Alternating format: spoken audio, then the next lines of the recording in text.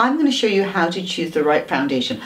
On Electra, I put the retexturizing face primer first, so we've already done that. But now let's choose the right color foundation. I always test the foundation on the chin. The reason why is if you test it on the side of your face, it's really difficult for you to swivel your eyes around to look at this area. Plus, you really want it to match this area of your body. Lots of us, put a high SPF on our faces, so our faces don't get very much color. So your face may be a shade or two lighter than the rest of your body. You don't want to have a pale face and a dark body, but you also don't want it the other way around. So you want it all to flow beautifully. So let's test some colors on the chin. So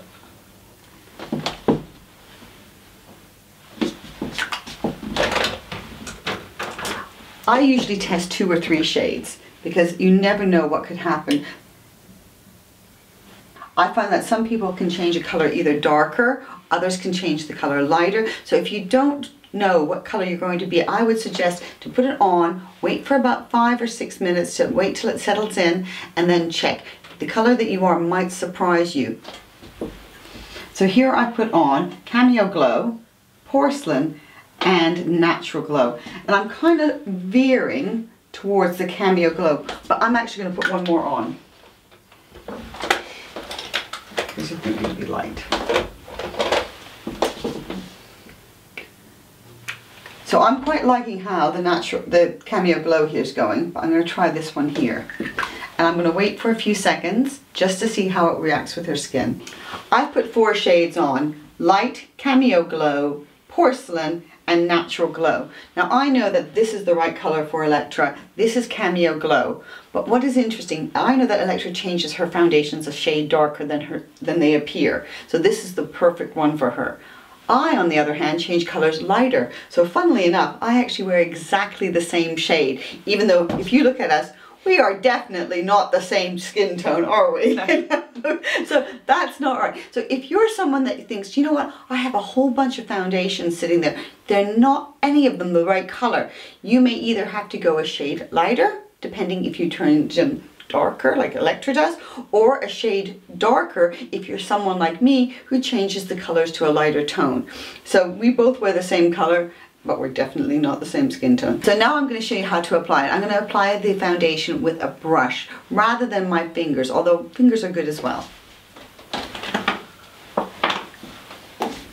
I put a tiny bit on my hand to start with, and then pick it up with a foundation brush, and then starting in the center of the face, I work my way outwards. The reason I do it this way is that way you don't ever get that kind of tide line along the jawline. And this is such a perfect color for you. Now, if you're struggling to find the right kind of color, and you do have a load of foundations, do this patch test and see what happens. Do they turn lighter? Do they turn darker? You'll know which one to choose after that. And again, from the center, working my way outwards.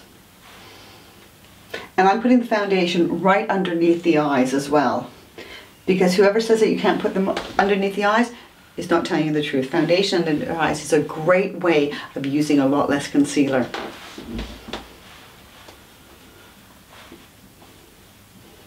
Turn to me.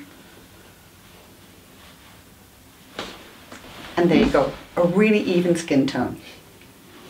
This is my award-winning concealer palette. It has 3 shades, light, medium, and deep.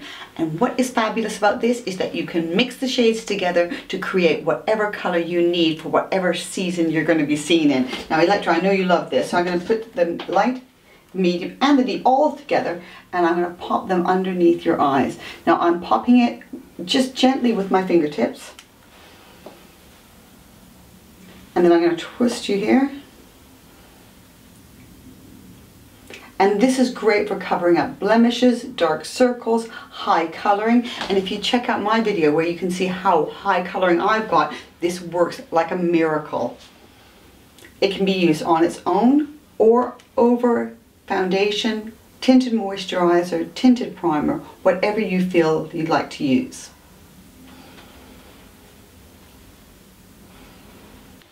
Now I'm going to go on to my mineral illuminating pen. Yes, I know I put concealer on already, but this just gives it that little extra. Now, not everyone's going to need the heavier concealer, but I can guarantee you all of you will want the magic wand.